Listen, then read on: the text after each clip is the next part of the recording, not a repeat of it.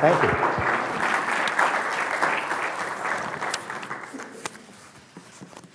Thank you, Dr. Wilson, for that incomplete, too short, too brief introduction.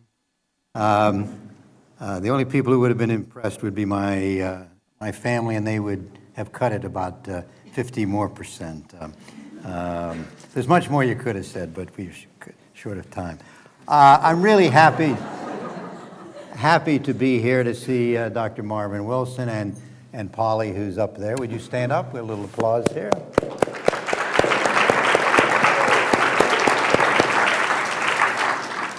And Tom Askew and some of the other folks who were careful not to allow themselves to be photographed, and then for this 1984 debacle, which you just see.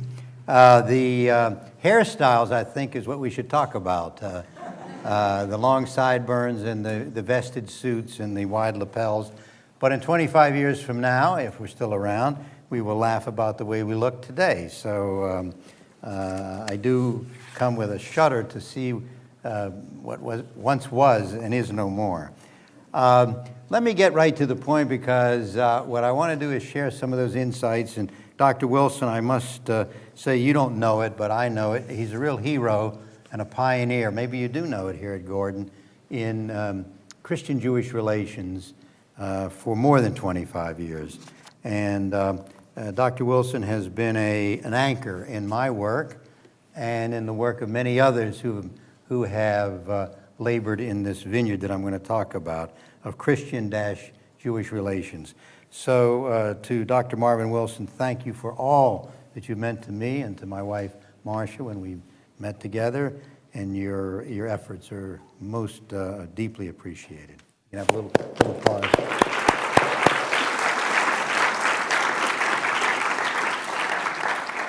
I want to say that Christian-Jewish relations in what is now America did not get off to a very good start. The first Jewish people who arrived in what is now the United States, they came in 1654.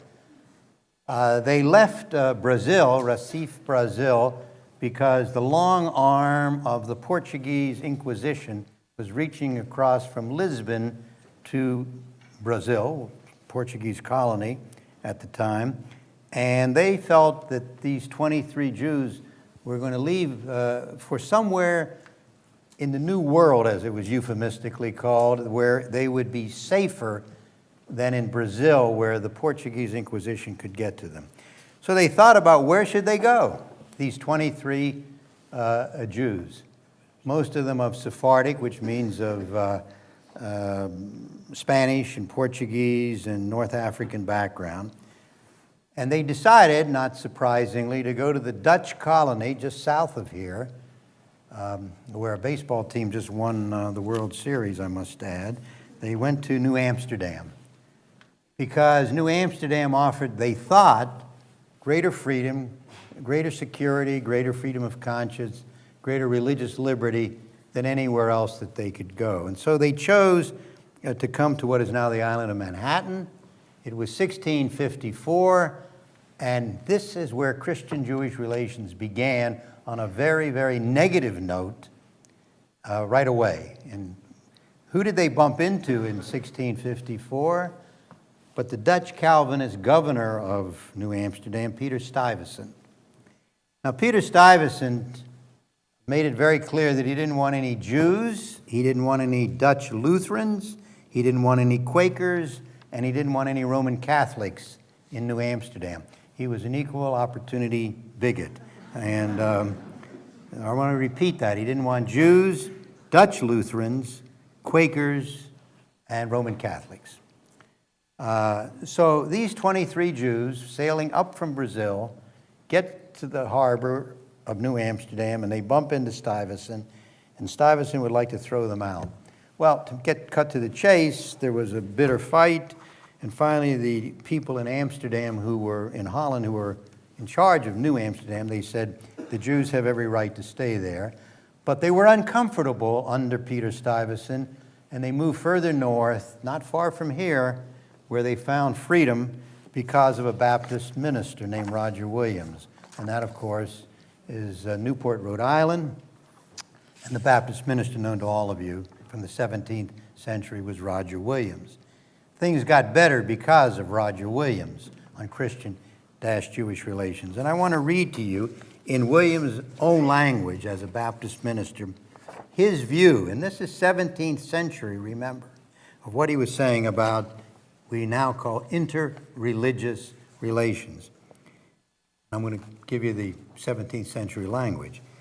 It hath fallen out sometimes that both papists and Protestants, Jews and Turks, may be embarked in one ship, upon which supposal I affirm that all the liberty of conscience that ever I pleaded for turns upon two hinges, that none of the papists, Protestants, Jews, or Turks be forced to come to the ship's prayers of worship, nor compelled from their own particular prayers or worship if they practiced any. Now, who's he talking about? The papists, of course, are Roman Catholics.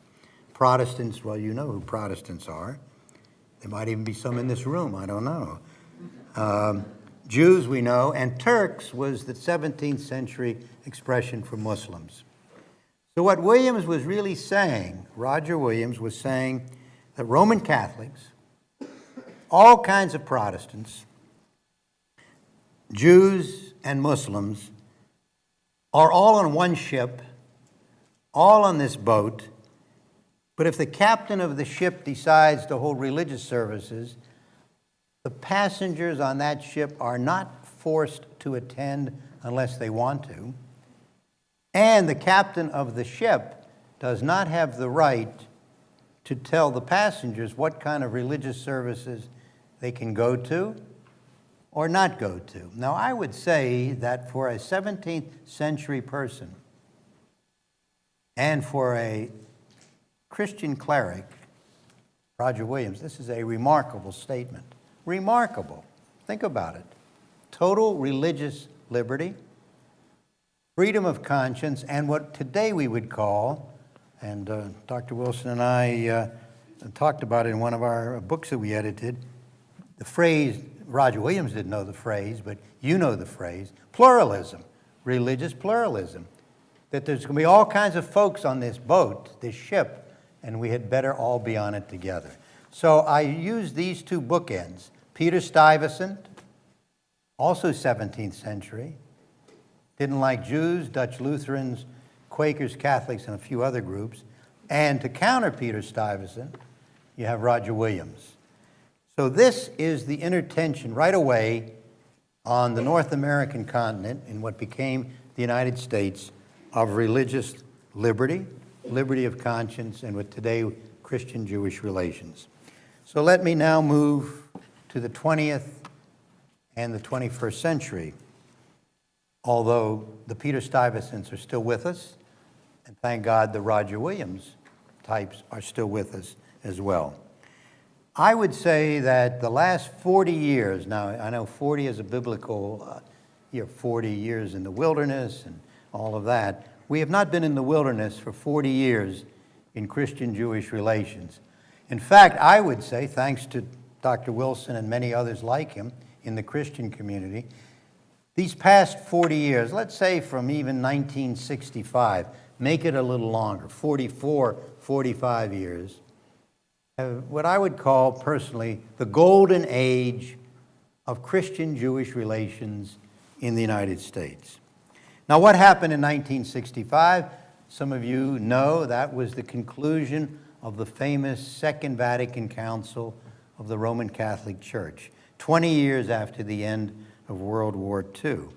And it was at that council that the famous paragraph on Catholic-Jewish relations was adopted overwhelmingly by the world's Catholic bishops, called in Latin Nostra Aetate, which means in our time. And as many Catholics have liked to say, Dr. Wilson and I have heard it many times, it means it was about time. It was about time that the Catholic Church, as Pope John the 23rd said, opened the window to the modern world and brought in some reforms. And one of the reforms, probably one of the most important reforms, was to reach out to the Jewish community and to Judaism as a religion, something that hadn't happened in 2,000 years, and to begin a process of mutual respect and mutual understanding. And that was the dam that was broken in Catholic Jewish and indeed in Christian Jewish relations. And we will be celebrating next year the 45th anniversary, October 28th, 1965, October 28th, 2010. That opened the door for the first time to very, very positive Catholic-Jewish relations. So I want to be a little personal and say that these last 40, 45 years have been the golden age in Catholic-Jewish relations. Now, I would even go so far as to say, I've said it many other places, there's been more positive Catholic-Jewish encounters, meetings, conferences, symposia, parlor meetings, dialogue groups, you go on and on, since 1965, more than there were in the first 1900 years of Christianity. Now, it's not that we've been so good since 1965. It's been that Catholic and Christian Jewish relations were so bad for so long. 1965 also wasn't just a moment in Catholic Jewish relations. It also opened the door, or the window, if to use Pope John the 23rd's language, to Protestant Jewish relations, which I'll have a little bit more to say in a moment. I'm not a Trinitarian, but I do want to go through three groups, basically, of Christians. Roman Catholics, Protestants, I'll split them in two in a minute, and Eastern Orthodox, mostly Greek Orthodox in this country, Armenian Orthodox as well. But that was the moment that it became not only important, but that it was a religious mandate, certainly for Roman Catholics, and it had an enormous, that is, the Second Vatican Council on Protestant Jewish relations, and to a lesser degree, Eastern Orthodox Jewish relations. Now, it was my honor and privilege to have met John Paul II, Karol Wojtyła, from Poland 11 times, in Rome, at the Vatican, in the United States, in Denver, and in New York. And the last time I met him was in Jerusalem, in Israel, in March 2000. Now, he will go down in history, because I'm going to write that history, as the greatest pope the Jews ever had. Now, I know that sounds like funny. Well, what do you mean? The Jews don't have popes. Catholics have popes. But his impact, his influence was so great from 1978, when he became the Pope, to his death in April 2005. He was an historic figure. A lot of Catholics have problems with him for other reasons, internal reasons about their own doctrine. But from my perspective, not because I met him many times and spoke to him and he actually even knew who I was, but rather his influence. Because what did he do? Because what he did, as you'll soon see, also has impact on evangelical Christians and on mainline Protestants and on some Eastern Orthodox Christians as well. He did several things. First of all, when he became the Pope, a man born in 1920, my father, and here I want to put in a plug for you, the name of your college. My father's name, of beloved memory, was Philip Gordon Rudin. So my father's mother's maiden name, my grandmother's maiden name, was Gordon, Gordon, a word that may be familiar to you. So Philip Gordon Rudin, my father, Dr. Philip Gordon Rudin, said to me, Jim, in 1978, oh my, we're going to get a pope from Poland. That means he's probably an anti-Semite. Because Jewish life in Poland, historically, was mostly shadows with a few bright lights, and mostly American Jews traced their rootage to Poland and to areas of Lithuania, which was once part of Poland. Well, my father, who was never wrong, too many times he was very wrong on this one. To the contrary, it was precisely because Karol Wojtyła, John Paul II, came from Poland, because a quarter of his classmates when he was growing up in this little town were Jews, because he lived through the Holocaust not as a professor or as an academic or even as a priest. He was 19 years old when the Germans occupied Poland. He saw the Shoah, the Holocaust, as we put it in cliche terms, up close and personal. He saw his high school and grade school friends taken from him, his Jewish friends. You know, he was a goalie for a Jewish soccer team in his town.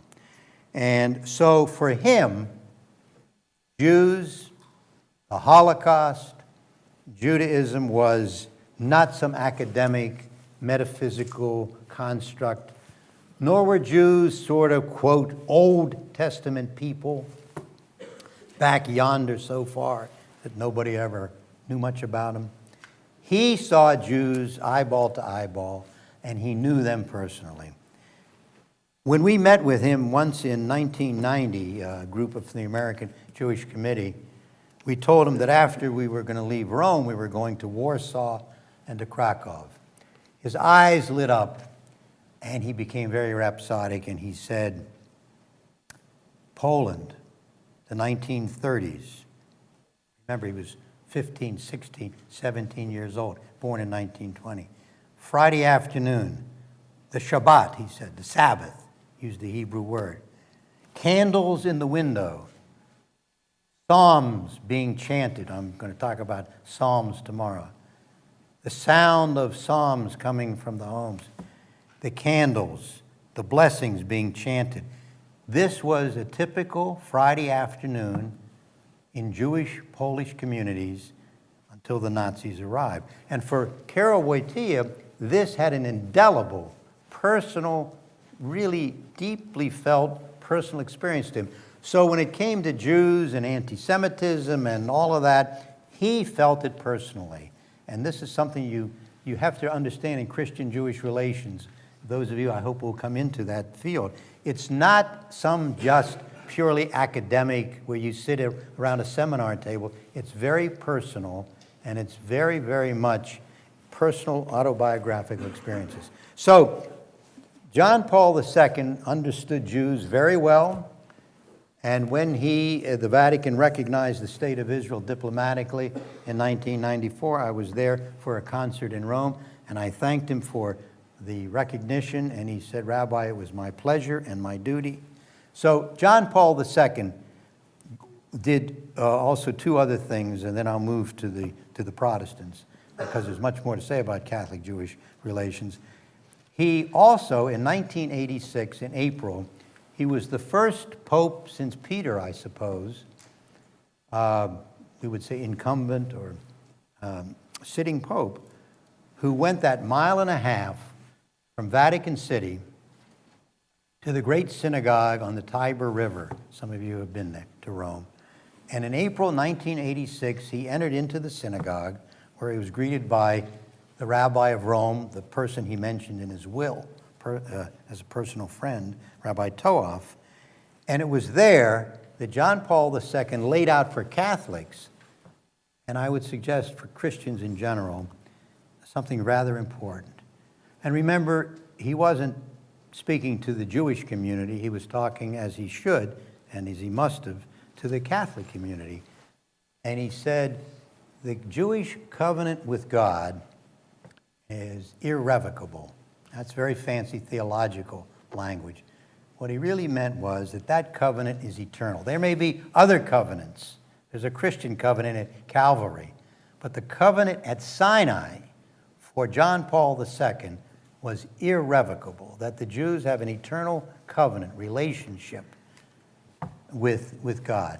And the other thing he said, of course, which is entered into the parlance of Catholic, Jewish, and Christian Jewish relations, he said, Jews, in a sense, that sense, are our elder brothers in faith. Now, my wife wished that he had said our elder siblings in faith, or our elder sisters and brothers in faith, but we'll take it elder brothers in faith.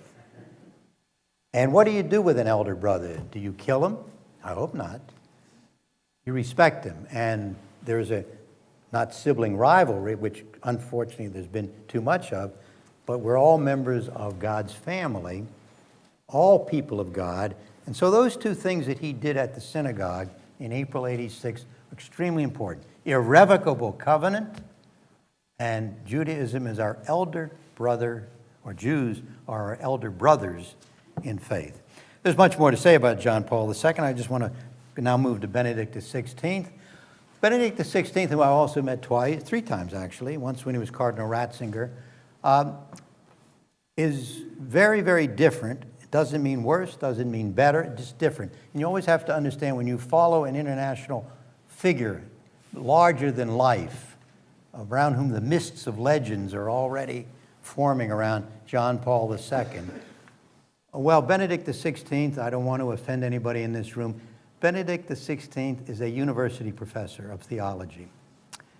That's who he is. He's not a phenomenologist. He's not a former actor and skier and soccer player the way John Paul II.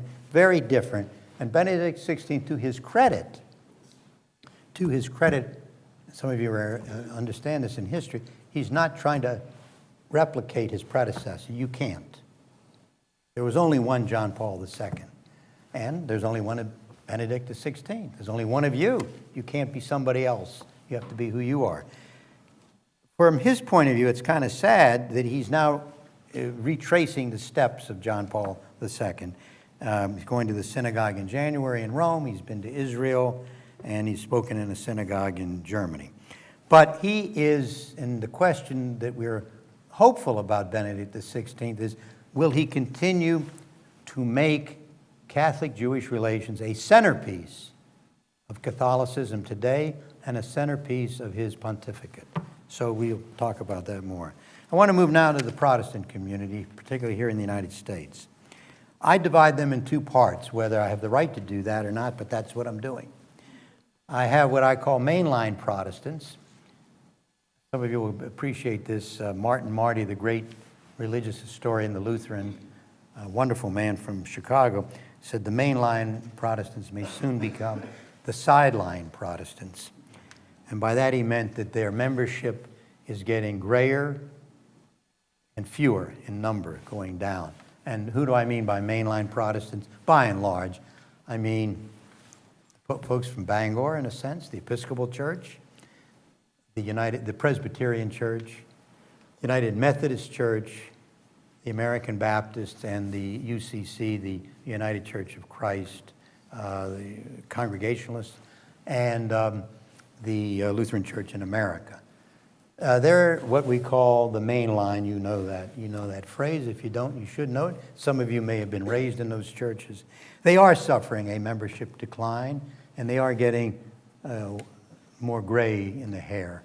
The women may conceal it, but there's no concealing the fact that it's shrinking in size. But they were once the dominant American Christian force in this country, the mainline Protestants, who are together with other churches, 35 of churches, Orthodox and Protestant, form the National Council of Churches, whose headquarters is in New York City.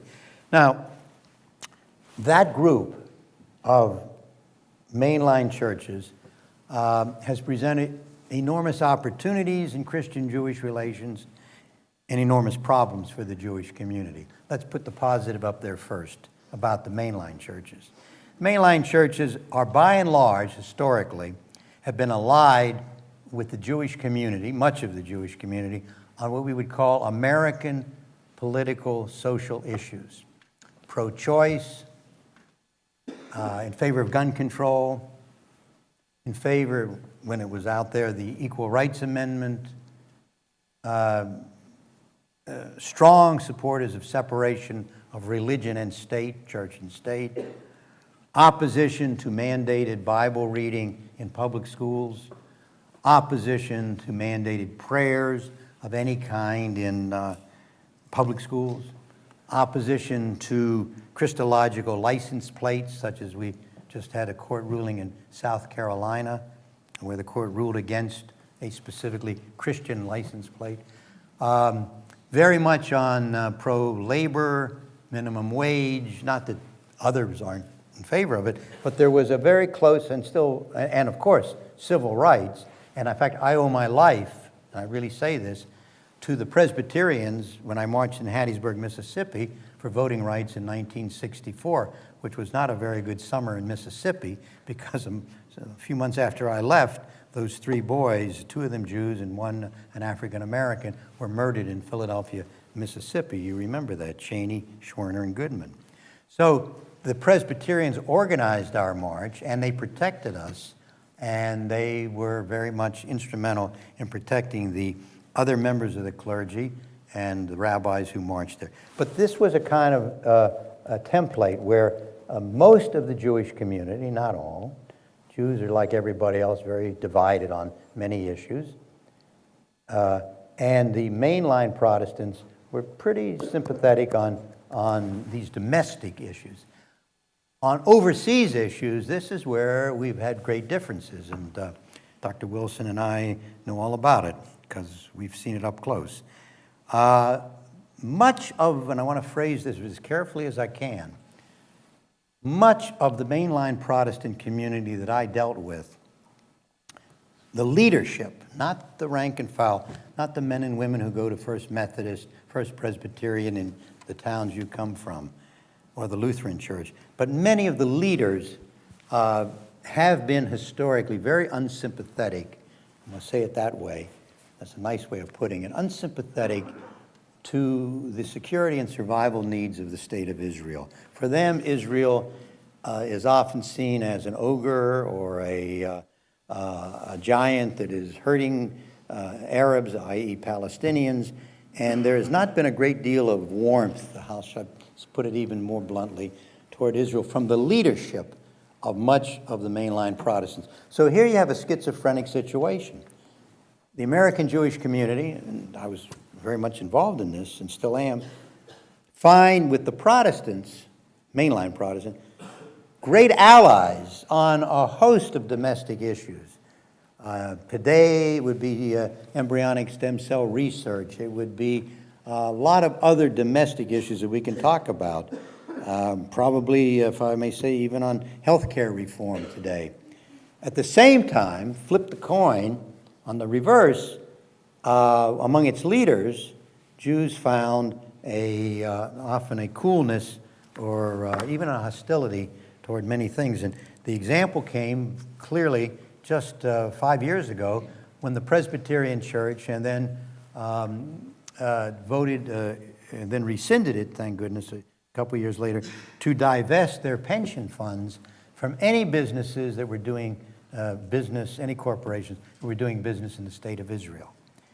And this is very unfair. I won't go into all the details, but divestment became a dirty word. And fortunately, there were Presbyterians who understood how one-sided and bad this was, that was rescinded. But this was typical of the schizophrenic, bifocal, whatever you want, mainline Protestants in the Jewish community. So this has intensified, and I don't think it's going to go away. There were many Protestant leaders from the mainline Protestants who don't reflect that position about Israel. One of them was the late, great Reinhold Niebuhr, who taught at Union Theological Seminary, who didn't take that position. And Niebuhr, I hope you'll read him, in the years in 1939, 1940, 1941. Why do I say that? Read Reinhold Niebuhr in those years. Jimmy Carter used to say Reinhold Niebuhr his book was on his nightstand. I really wish Jimmy Carter had read Niebuhr a little more closely. It would have, I think, helped his presidency. What Niebuhr was saying in 1939 and 1940, he was basically, I'm going to paraphrase it because this is why I'm such an admirer of his, and in one of my books, I said he was one of the 3 most important influences on my life for writing that book. Niebuhr said, there is such a thing in this world as radical evil. It does exist. Radical evil, sin does exist. And it is incumbent, he was writing as a Christian, it is incumbent upon Christians to resist radical evil. Now, he was talking about Nazism. And he was basically saying you have to be, this is 1939, 1940, 1941, before the United States was attacked at Pearl Harbor, and before Hitler declared war on the United States. He was saying, as a Christian, one has to confront, contest, oppose, whatever verb you want, radical evil. Now, that's pretty tough for some liberal Protestants that I've met to deal with, because many of them, much later than Niebuhr, don't want to face the fact, and this is my own prejudicial judgment that I've discovered, don't want to face the fact there's such a thing as radical evil in the world. For a Jew, this is an impossible situation, because all we say is, well, what was Adolf Hitler?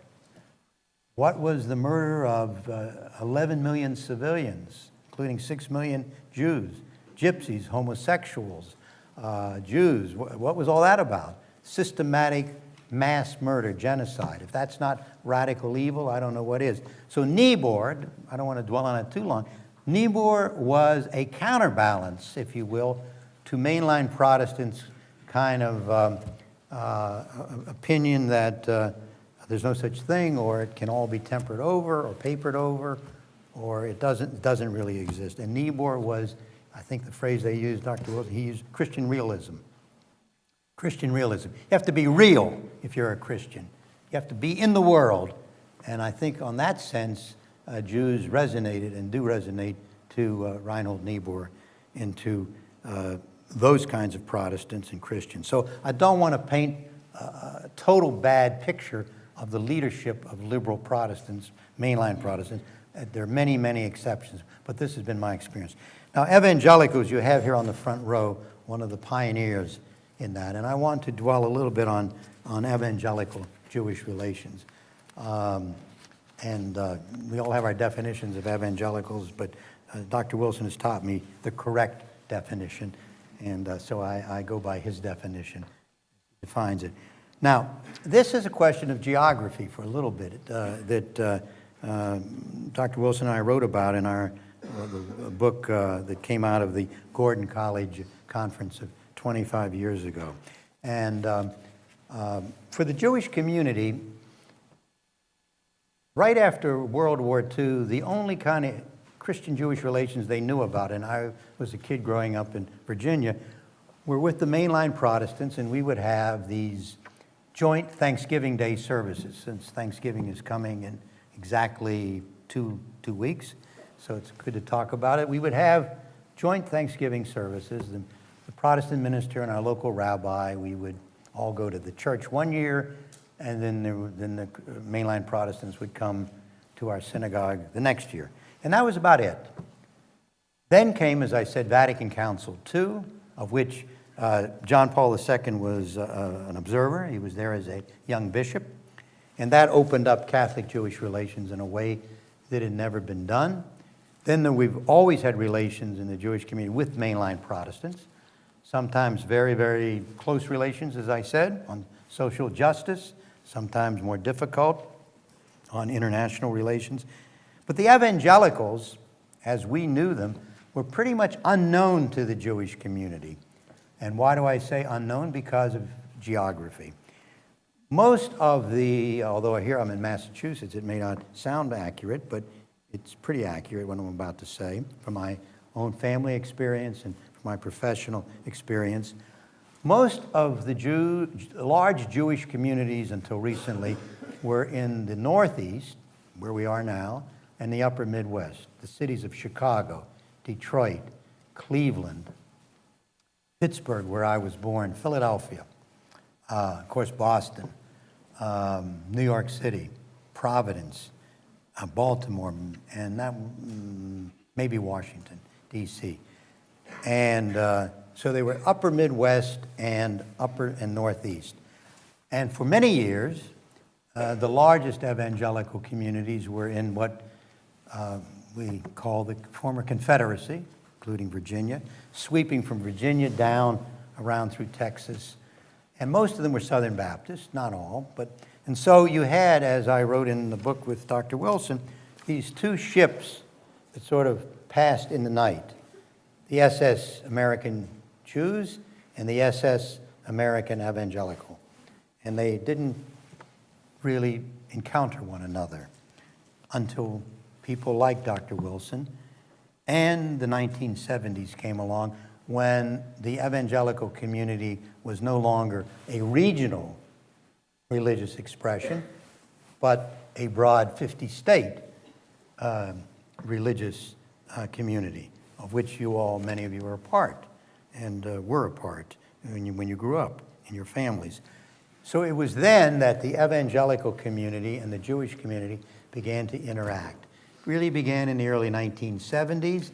The actual first real conference that we had was in 1969. That's 40 years ago, with the Southern Baptists in Louisville. And what did we discover?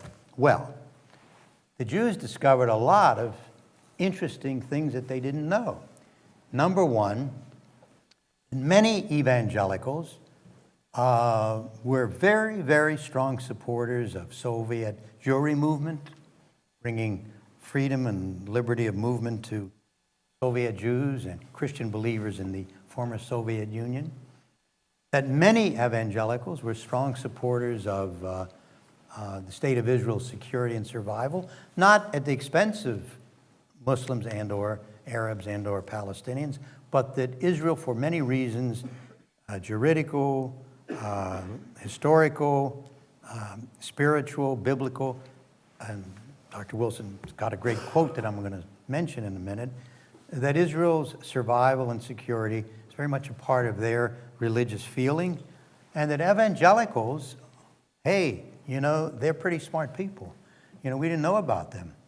We only knew about mainline Protestants, Roman Catholics, and there's this huge community out there of evangelicals who go to Gordon College or Wheaton College, or when Barrington was there in Rhode Island, and in a host of other colleges. And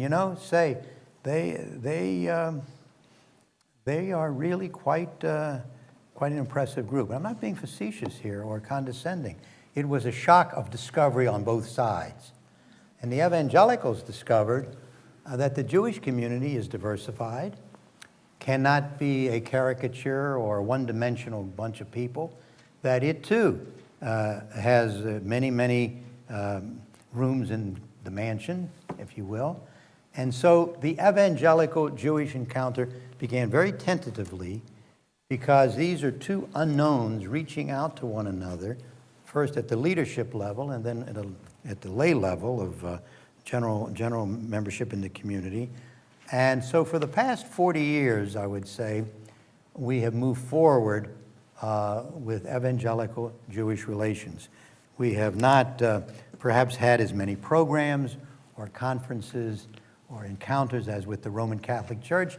But remember, the Roman Catholic Church is a very tightly organized hierarchy, and it can do things maybe not more efficiently, but at least there's a more centralized structure.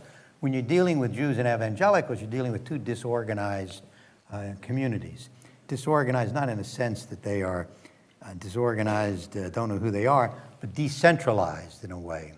Every synagogue is basically independent. I mean, if they want to have green print in their prayer book, if they want to put the prayer book upside down, if they want to do this, do that, there is no hierarchy that's going to tell any rabbi what he or she, and I have a daughter who's a rabbi, so I'm very, very cognizant that about 60% of today's Reform rabbinical students are women. Nobody can tell a rabbi what he or she can do in a congregation. It's an independent polity, and so too with most evangelical churches that I've encountered. So here you have these two large, very important communities in the United States who do share a lot in common, which I will conclude with. And I think that the golden age is over in one sense. Let me try to conclude by saying why do I say that? It's over because many of the pioneers who were our mentors, Dr. Wilson, are no longer in the land of the living. These are people like John Paul II, like Rabbi Mark Tannenbaum, like Rabbi Abraham Joshua Heschel, like Reinhold Niebuhr.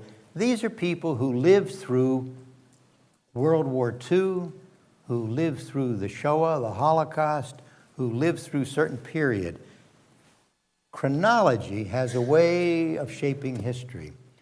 And so we are now at a period when many of those pioneers who achieved such great breakthroughs and who even brought us to Gordon College in 1984, and all of those who've gone before us, some of them, thank God, still in the land of the living, but as they pass from the scene, it is a new generation of both Christians and Jews. It's your generation, for whom World War II, the creation of the State of Israel, the Solidarity movement in Poland, the Soviet Jewry movement in the Soviet Union for Christian and Jewish believers, for whom a lot of things are past history, and you're going to have to shape your own history. Now, you can do it because you have the ability, if I may say, to stand on the shoulders of a Dr. Wilson. My small shoulders, you can do that too. You don't have to start from A, B, C, or Aleph, Bet, Gimel, we say in Hebrew. You don't have to start from the very beginning. You have an enormous amount of work that has already been done. But I'm going to tell you that it is going to get tougher and tougher and tougher because we have now a highly pluralistic America. We have an America that is very polarized, not only politically, but in many other ways. The novelty, if you will, of, evangelicals and Jews meeting one another in dialogue at Gordon College. Wonderful, great. But that was 1984, and there's been a lot since then. So you're going to have to help us, and you're going to have to shape the next generation.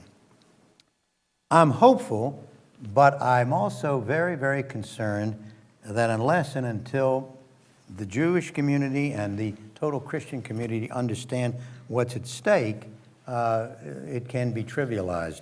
Let me tell you what we, in close, what we do share as evangelicals and Jews. Common struggle against all forms of racism and anti-Semitism. We are committed to the survival and the security of the State of Israel. We believe that we are both anchored to the Hebrew Bible. We believe that no government is sacred and no government's policies are beyond criticism. We affirm the eternal validity and contemporary relevance of Hebrew Scriptures as a primary source of moral, ethical, and spiritual values. And we pledge to uphold religious pluralism. We will seek, finally, to overcome stereotypes, caricatures, and images that falsely depict Jews or evangelical Christians. We have a common calling to eliminate inhumanity and injustice among all people. We share a joint commitment to uphold the principle, the separation of church and state in the United States.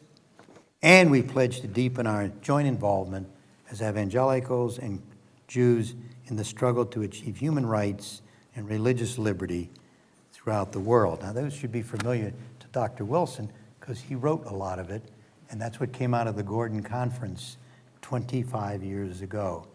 It was valid then. I suspect he will share with me the feeling that those statements are valid now. So I thank you very much for your close attention, and I see the clock is moving, so let's have a little bit of questions. And I thank you again for coming from Bangor, Maine, and from Wenham, Massachusetts to hear me. Thank you very much.